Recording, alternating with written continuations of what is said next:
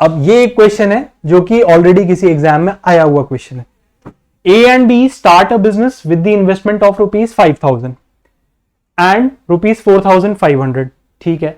After 4 months, A takes out half of his capital. 4 महीने तक दोनों ने मिलकर काम किया। 4 महीने के बाद A ने कहा भैया मुझे पैसे की जरूरत है। उसने अपना निवेश, अपना कैपिटल जितना भी था उसमें से आधा निकाल लिया। और after 2 more months B takes out 1/3 of his capital. 2 महीने और बीते, B ने अपने कैपिटल का 1/3 निकाल लिया। ठीक है।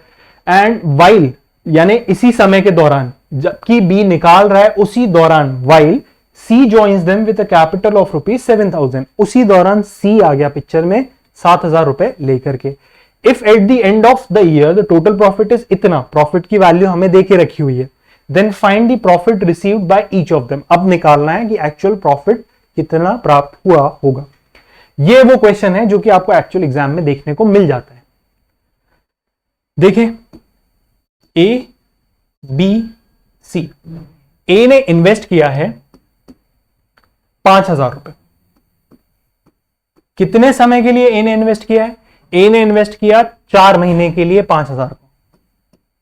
ठीक है। उसके बाद क्या किया? उसके बाद उसने आधा पैसा निकाल लिया और हमें ये जो प्रॉफिट दिया गया ये 1 साल के बाद का दिया है। तो 1 साल में टोटल महीने कितने? 12 महीने में से 4 महीने में तो A ने 5,000 रुपए लगा के रखे हुए थे, लेकिन जैसे ही 4 महीने हो गए उसने आधा पैसा निकाल लिया।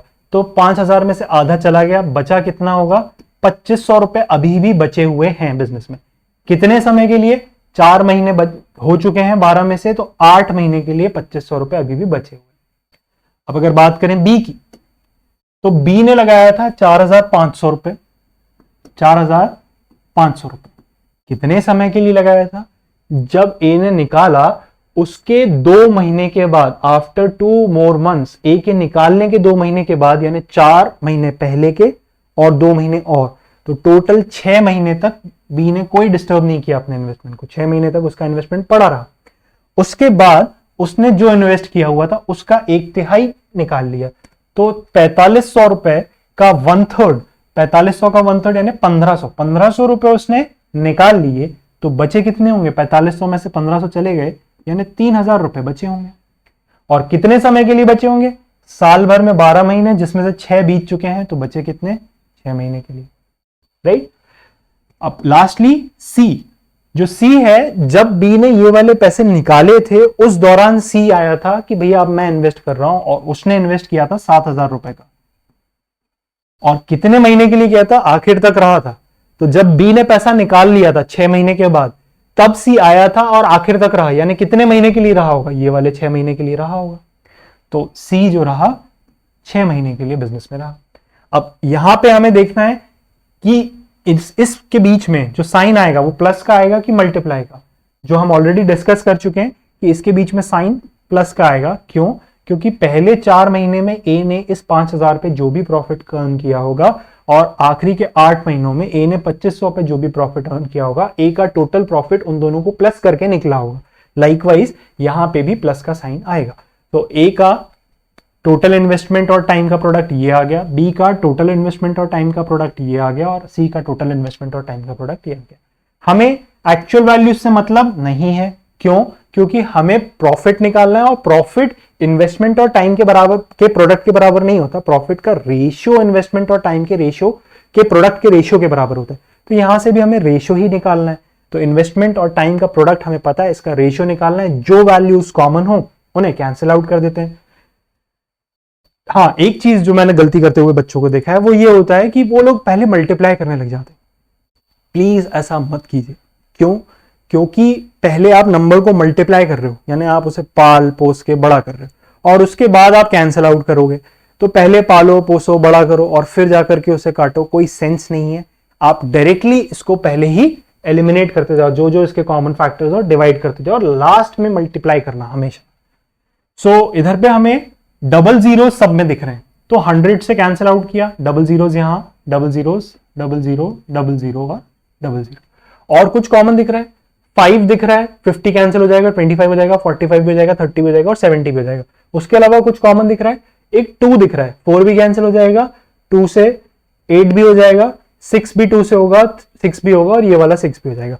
तो 5 और 2 यानी 10, 5 से भी डिवाइड हो रहा है, 2 से भी डिवाइड हो रहा है, 5 और 2 यानी 10 से डिवाइड हो रहा है। तो 10 से डिवाइड करना है, 50 को करेंगे 10 से डिवाइड तो एक 0 चला जाएगा। अब 25 पूरा 10 से नहीं होगा, 5 से डिवाइड किया तो 5 और 8 को 2 से डिवाइड किया तो 4। अब इधर पे भी 10 सीधा नहीं दिख रहा तो 5 से डिवाइड किया 9, 2 से डिवाइड किया 3, इधर 10 से पूरा पूरा डिवाइड हो रहा है तो एक 0 कैंसिल, इधर 10 से पूरा पूरा डिवाइड हो रहा है तो एक 0 कैंसिल। अब बचा क्या, 5 इंटू 4, 5 इंटू 4 कितना 20, 5 इंटू 4 फिर से कितना 20, 20 प्लस 20, 20 प्लस 20 कितना हो गया 40, 9 इंटू 3 27 और 3 इंटू 6 18, 27 और 18 टोटल कितना हुआ 45। लास्टली 7 इंटू 6, 7 इंटू 6 कितना 42। ये आ गया आपका फाइनल रेशियो। अब आपको कुछ भी इसके बीच में कॉमन नहीं दिख रहा होगा जिसको आप कैंसिल कर सकें। सो ये रेशियो आपका इन्वेस्टमेंट इनटू टाइम उसके प्रोडक्ट का रेशियो है, यानी यही रेशियो आपके प्रॉफिट का भी रेशियो है।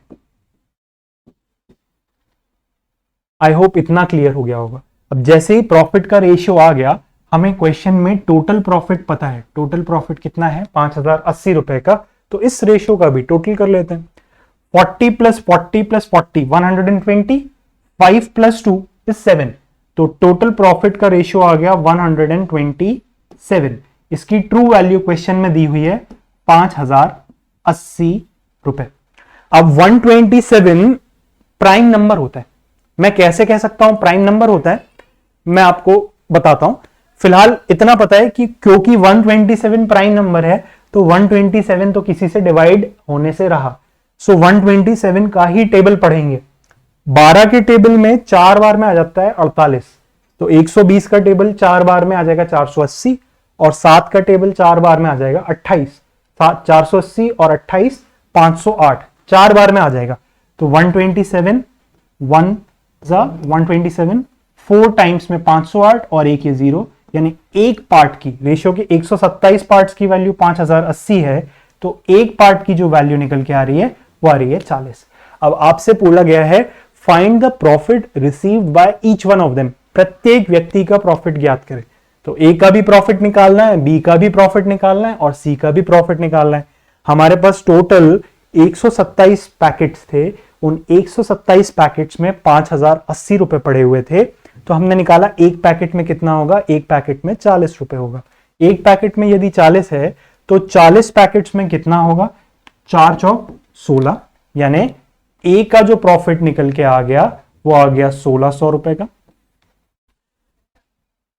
बी का जो प्रॉफिट आ जाएगा 4 पैकेट्स में अगेन 1600 और 5 पैकेट्स में कितना 200, तो बी का जो प्रॉफिट आ जाएगा वो आ जाएगा 1600 और 200 यानी 1800। और लाइकवाइज अगर सी की बात करें तो सी का प्रॉफिट 4 चौक 1600 और 2 पैकेट के हिसाब से 80, तो सी का प्रॉफिट निकल के आ जाएगा 1680। ये तीनों के इंडिविजुअल प्रॉफिट्स निकल के आ जाएंगे। I hope this question is clear to you all. अब जो चीज इसमें रह गई थी कि मैंने ये कैसे पता किया कि भाई 127 एक प्राइम नंबर है, तो वो नंबर सिस्टम की एक प्रॉपर्टी है छोटी सी, बता देता हूं आपको क्या प्रॉपर्टी है। नंबर सिस्टम क्या आता है, आप कोई सा भी रैंडमली नंबर सेलेक्ट कर लो।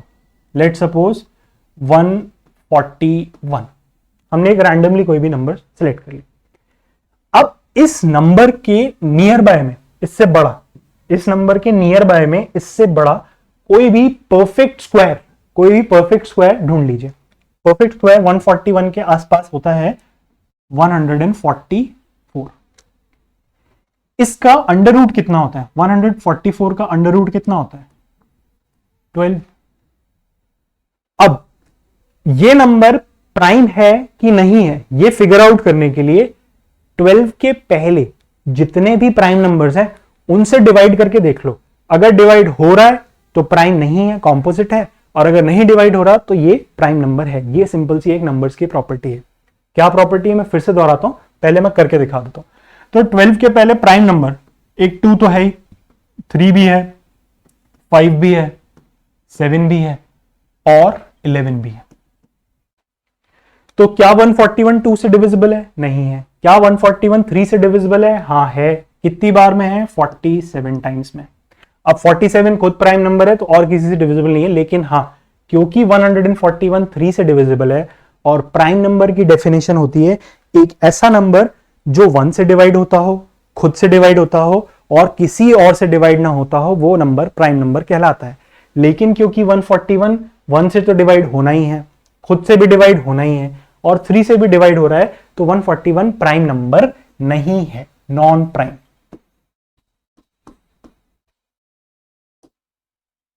अब 127 को अगर हम देखें तो 127 प्रॉपर्टी मैंने आपको क्या बताई? प्रॉपर्टी बताई कि इस नंबर के नियर बाय में इससे थोड़ा सा बड़ा कोई भी परफेक्ट स्क्वायर, इससे थोड़ा सा बड़ा नियरेस्ट परफेक्ट स्क्वायर सेलेक्ट कर लीजिए। तो 121 से पहले 121 है परफेक्ट स्क्वायर 11 का, लेकिन हमें पहले वाला नहीं चाहिए, हमें बाद वाला चाहिए। तो 127 के जस्ट बाद में 144 परफेक्ट स्क्वायर है। किसका परफेक्ट स्क्वायर है? 12 का। अब यहां तक जितने भी प्राइम नंबर्स आते हैं, जितने भी प्राइम नंबर्स, उनसे इसको डिवाइड करके देख लीजिए। अगर ये डिवाइड हो गया तो ये प्राइम नंबर नहीं है, अगर डिवाइड नहीं हुआ तो ये प्राइम नंबर है। 2 से डिवाइड 127 नहीं होता, 3 से डिवाइड 120 हो जाएगा, 126 भी हो जाएगा, एक रिमाइंडर बचेगा, नहीं होगा। 5 से डिवाइड नहीं हो सकता, 7 से 7 के टेबल में एक बार में आ जाएगा, 757 नहीं आता। 11 से 11 की डिविजिबिलिटी टेस्ट की प्रॉपर्टी होती है कि इनका सम और इसका डिफरेंस 0 आना चाहिए, तो 11 से भी डिवाइड नहीं होता। That means 127 is a prime number.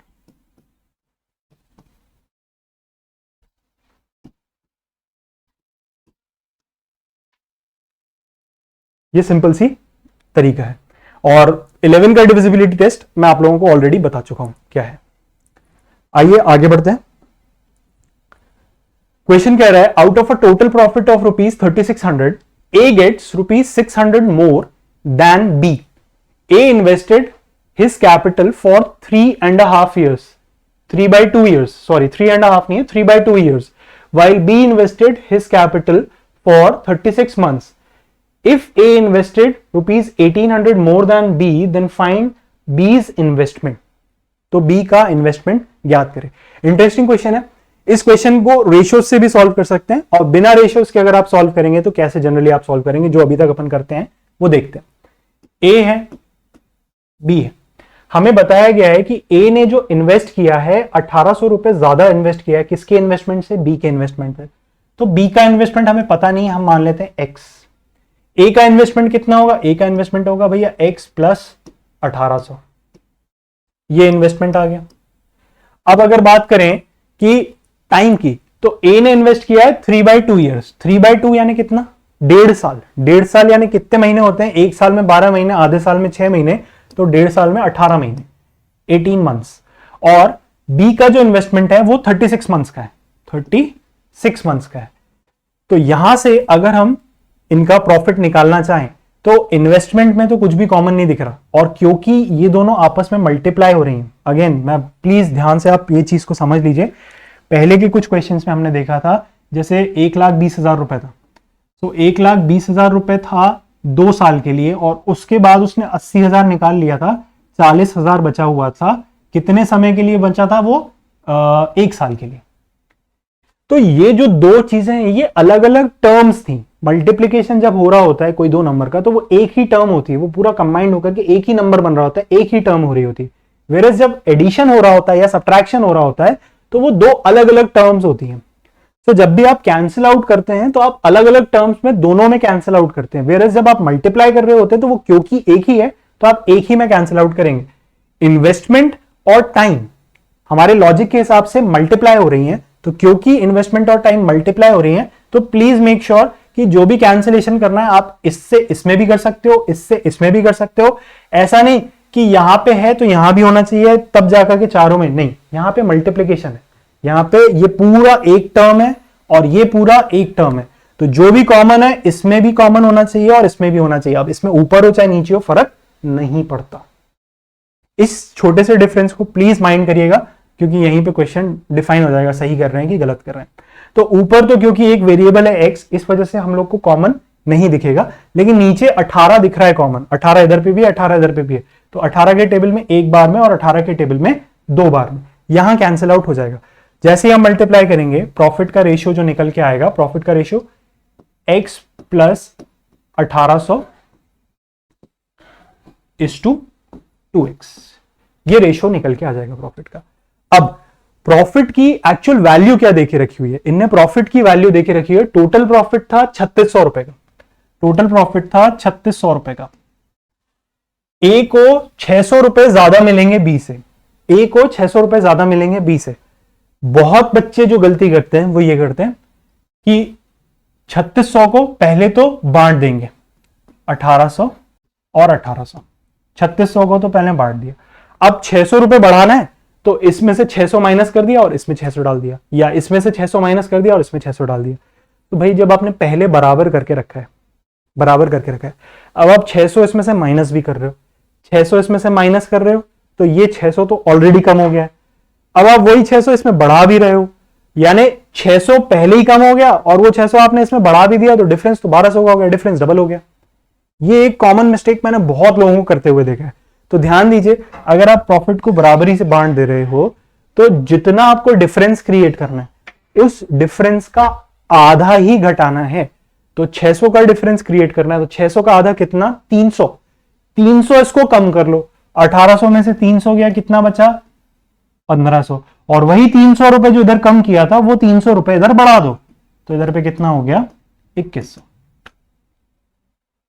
देखो डिफरेंस टोटल 3600 का आ गया और डिफरेंस 600 का आ गया। अगेन फिर से बोल रहा हूं, जितना भी डिफरेंस क्रिएट करना है उस डिफरेंस का आधा एक में से कम कर दो और उसी डिफरेंस का आधा दूसरे में बढ़ा दो। ये गलती मत करना कि पहले बराबर बांट दिया और फिर पूरा का पूरा डिफरेंस इसमें से भी कम कर दिया और इसमें बढ़ा दिया, तो पूरा डिफरेंस कम कर दिया तो 600 का डिफरेंस तो वैसे ही क्रिएट हो रहा है, और इसमें बढ़ा दिया तो 6 दूनी 1200 का डिफरेंस हो जाएगा। ये गलती नहीं करनी।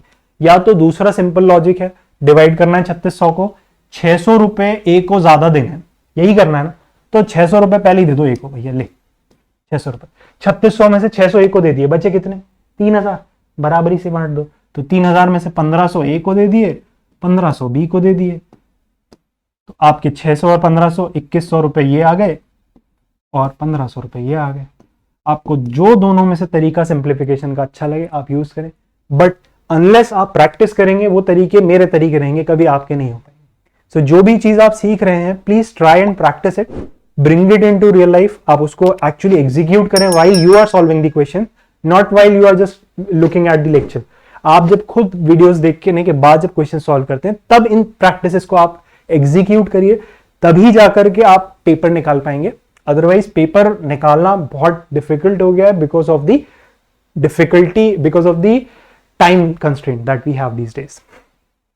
चलिए, सो ए का प्रॉफिट आ रहा है 2100 रुपए का और बी का प्रॉफिट आ रहा है 1500 रुपए का, और प्रॉफिट का रेशियो ये अभी हमने निकाल के रखा हुआ है 1800 और 2x, 1800 x प्लस 1800 और 2x का।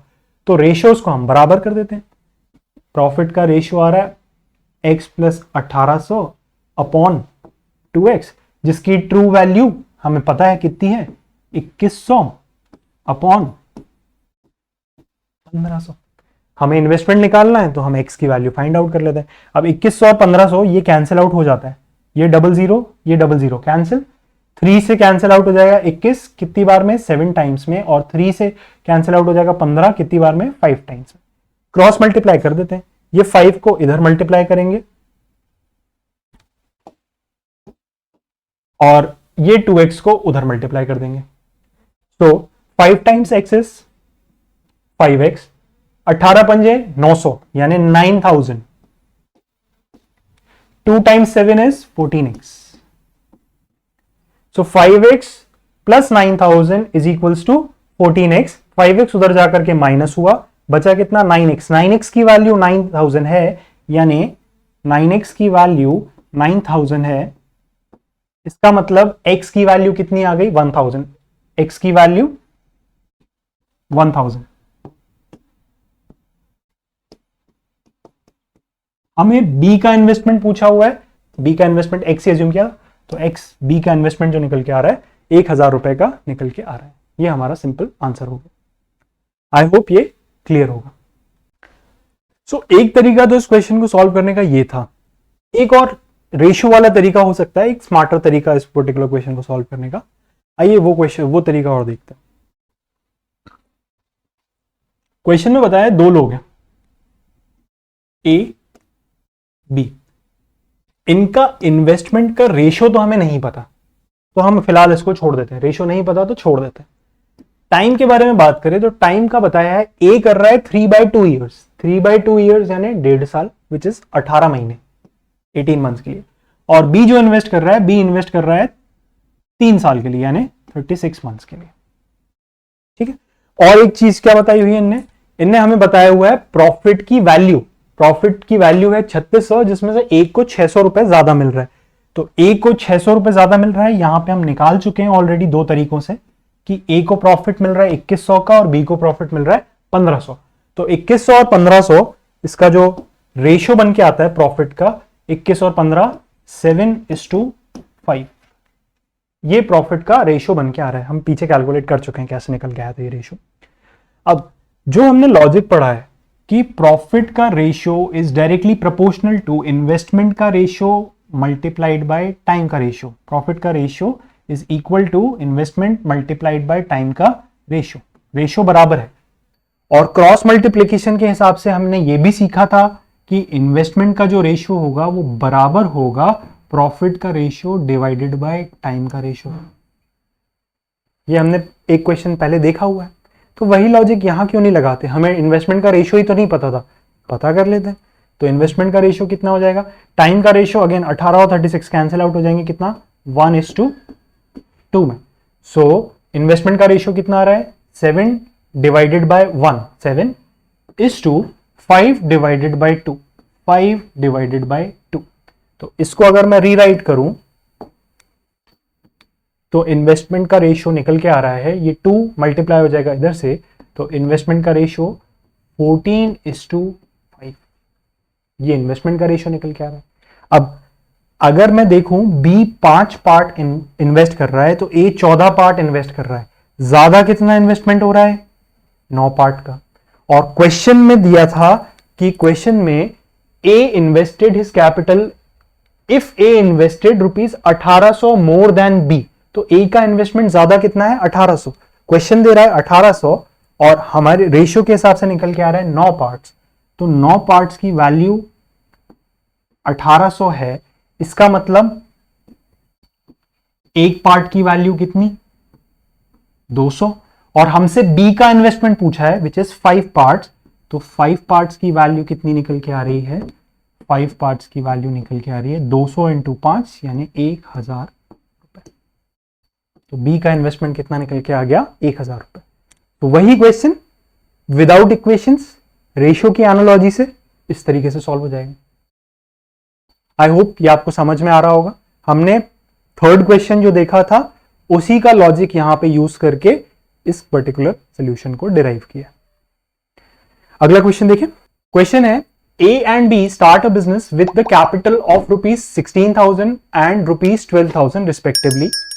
After 3 months, A withdraws ₹5,000 while B invests ₹5,000 more. Okay, after 3 more months, C joins them with a capital of ₹21,000. If at the end of 1 year the total profit is itna, then find the difference between A's and C's share. Okay, 3 लोग हैं,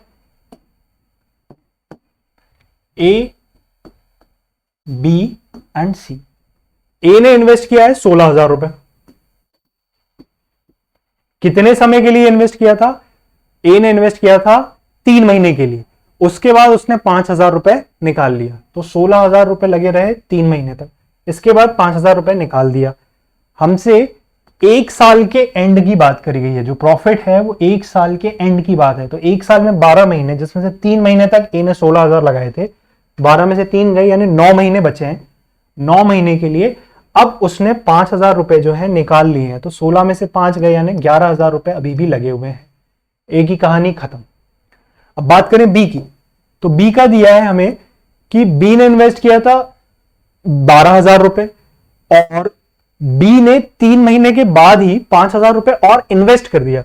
तो B ने 12,000 रुपए तो invest किया था 3 महीने तक, 3 महीने के बाद बी ने 5,000 रुपए और डाल दिए, तो 12 और 5 17,000 रुपए हो गए। कितने समय तक? 9 महीने तक। ओके, उसके बाद बात कर रहे हैं कि आफ्टर 3 मोर मंथ्स, 3 महीने में इसने निकाल लिया और इसने वापस इन्वेस्ट कर दिया। इसके 3 और महीने बाद यानी 6 महीने के बाद सी जो है वो आया था एग्जिस्टेंस में, और सी ने इन्वेस्ट किया था 21,000। कितने महीने के लिए किया? रिमेनिंग टाइम के लिए, यानी आखिरी के 6 महीनों के लिए इन्वेस्ट किया। अब हमें प्रॉफिट की वैल्यू देके रखी हुई है, इंडिविजुअल सबका प्रॉफिट हमसे निकालने के लिए कहा गया है, तो पहले सबका प्रॉफिट का रेशियो निकाल लें। प्रॉफिट का रेशियो निकालने के लिए पहले मल्टीप्लाई हम नहीं करेंगे, पहले जितना कैंसिल आउट हो पाएगा कैंसिल आउट करके नंबर्स को छोटा करेंगे, लास्ट में मल्टीप्लाई करेंगे। यहां पे इतना समझ में आ रहा है कि ये पूरी एक टर्म है, ये पूरी दूसरी टर्म है, इन दोनों को जब आप प्लस करोगे तब जाके ए का प्रॉफिट बनता है। ये पूरी एक टर्म है, ये पूरी दूसरी टर्म है, इन दोनों को भी जब आप प्लस करोगे तब जाकर के बी का पूरा प्रॉफिट बनेगा। और ये पूरी एक ही टर्म है, यही सी के प्रॉफिट का रेशो देगी। जो भी कॉमन है, 3 जीरोस मुझे तीनों में दिख रहे हैं, तो 3 जीरोस से मैं कैंसिल कर लेता हूं। 1000 से ये 3 जीरोस तीनों जगह कैंसिल हो गए। अब मुझे कॉमन दिख रहा है 3, एक 3 का फिगर है जो कि कॉमन दिख रहा है, तो 3 के टेबल में 1 टाइम, 3 के टेबल में 3 टाइम्स, 3 के टेबल में 4 टाइम्स, 3 के टेबल में 3 टाइम्स और 3 के टेबल में 7 टाइम्स। ये आ गया। 16 1 से 16, 11 3 से 33, 16 और 33 टोटल कितना हो गया? 49। 4 3 से 12, 17 3 से 51, 51 और 12 कितना हो गया? 63, और 7 6 जा 42, 7 6 जा 42। ये रेशियो निकल के आ गया आपका किस चीज का? प्रॉफिट का रेशियो। लेकिन अगर इन फिगर्स को आप देखोगे तो इन फिगर्स के अंदर अभी भी एक नंबर कॉमन दिख रहा है। ऑल्दो मैं यहां से भी कैलकुलेशन कर सकता हूं, लेकिन अगेन एक बड़ा नंबर बनेगा, उस बड़े नंबर से मेरे को 264 को डिवाइड करना पड़ेगा। इसका टेबल जरूरी नहीं है जो नंबर बनेगा वो मुझे आता हो, तो इस वजह से इसको और सिंप्लीफाई किया जा सकता है। क्योंकि यहां पे कॉमन दिख रहा है मुझे एक 7, तो 7 से कैंसिल आउट किया, 7 से कैंसिल आउट किया 7 टाइम्स, 7 से कैंसिल आउट किया 9 टाइम्स और 7 से कैंसिल आउट किया 6 टाइम्स। ये फाइनल प्रॉफिट का रेशियो आ रहा है। अब ये फर्दर डिवाइड नहीं हो रहा, तो 9 और 7 16 और 6 22, टोटल प्रॉफिट आ गया 22 रेशियो के हिसाब से। और क्वेश्चन में टोटल प्रॉफिट जो देके रखा हुआ है वो 26,400 का देके रखा हुआ है, 26,400। तो रेशियो के 22 पार्ट्स की वैल्यू 26,400, इसका मतलब रेशियो के एक पार्ट की वैल्यू 1200। 22 के टेबल में एक बार में 22 आ जाएगा, रिमाइंडर कितना बनेगा? 44 आ जाएगा 2 बार में, तो एक पार्ट की वैल्यू 1200। हमसे बोला है find the difference between A's share और सीज शेयर। ए का शेयर और सी का शेयर, इनके बीच का डिफरेंस निकालना है। तो अगेन 2 तरीके हैं कि आप पहले तो ए का शेयर निकाल लो। एक पार्ट की वैल्यू 1200 है, 7 पार्ट की वैल्यू 8400 हो जाएगी, 8400। एक पार्ट की वैल्यू 1200 है, 6 पार्ट की वैल्यू 7200, 7200 हो जाएगी। तो 8400 और 7200 इसका डिफरेंस कितना आ जाएगा? 1200 का आ जाएगा। एक तरीका तो ये है। दूसरा तरीका है कि आप रेशो वाइज ही डिफरेंस निकाल लें। रेशो वाइज ए को आप प्रॉफिट दे रहे हो 7 पैकेट का और सी को आप प्रॉफिट दे रहे हो 6 पैकेट का, तो रेशो वाइज इन दोनों के बीच का जो डिफरेंस आ रहा है वो डिफरेंस आ रहा है 1 पैकेट का। तो 1 पैकेट की वैल्यू 1200 है, यानी यही का यही आपका डिफरेंस हो गया दोनों के बीच का। Getting it? यहां पे ये छोटी छोटी चीजों को पकड़ना जरूरी है कि हम कहां रेशियो से कैलकुलेशन छोटा कर सकते हैं, क्योंकि एक्चुअली डीआई में यही होता है। जब हायर लेवल के हम डीआई करते हैं तो यही होता है कि हम लोग एक एक वैल्यू निकाल रहे होते हैं और फिर उनको कैलकुलेट कर रहे होते हैं। But where is on the contrary what I prefer, या मैं जो आपको सलाह दूंगा वो यही है कि आप पहले पूरा सॉल्यूशन कर लो और लास्ट में वैल्यू निकालो। लास्ट में आप मल्टीप्लाई करके आंसर पे जाओ। पहले जितना आंसर हो सके रेशियो के टर्म्स में ही लेकर के आ जाइए। तो रेशियो के टर्म्स में ही हम लोगों ने डिफरेंस को भी कैलकुलेट कर लिया। ए का प्रॉफिट था 7 पार्ट्स का, सी का प्रॉफिट था 6 पार्ट्स का, तो प्रॉफिट रेशियो के हिसाब से डिफरेंस आ रहा है सिर्फ 1 पार्ट का, और 1 पार्ट की वैल्यू हमने 1200 निकाल के रखी हुई है, तो हमारा आंसर आ गया 1200। आई होप दिस इज क्लियर। इसके बाद हम चलते हैं अगले क्वेश्चन पे।